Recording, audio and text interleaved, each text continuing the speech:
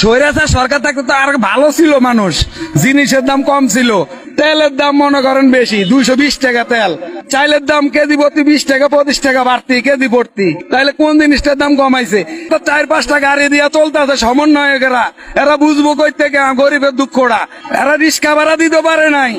এখন মনে করেন এরা 4-5টা প্রাইভেট গাড়ি দিয়া চলতেছে, হ্যাঁ তো বড় সুখ, কষ্ট তো হইলো জনগণের, লাভ হয়েছে সমন্বয়কে গো। দোলাইবার চক্করটা এটা কোটি কোটি টাকা দিয়া, জনগণের টাকা দিয়ে বাপের টাকা দিয়া চক্কর করছে। এই যে বোল্ডেজার দিয়া দেন চক্করটা ভাঙ্গা ভালাইতেছে, এটা কার টাকা? আমগো টাকা, জনগণের টাকা, অগর টাকা।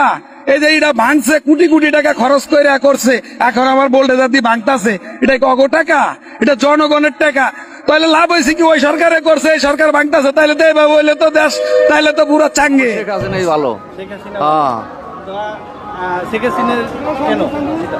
কেন আগে আগে আগে তো আমরা ভালোই ছিলাম, এখন তো মনে করেন ব্যবসা বাণিজ্য আমাকে এটা তো আমরা তো আগে মালের দাম ব্যবসা বাণিজ্য ভালো ছিল, ঠিক আছে।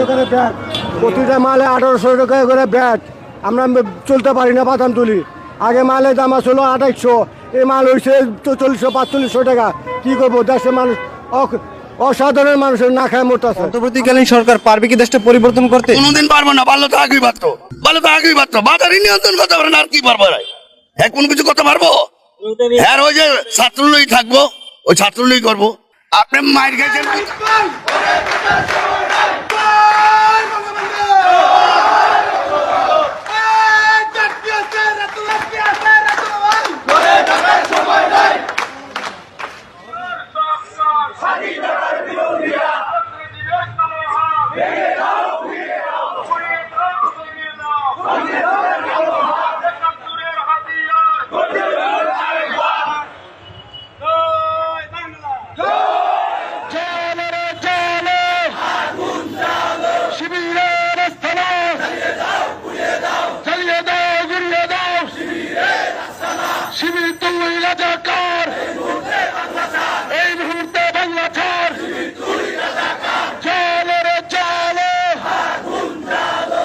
শিবিরে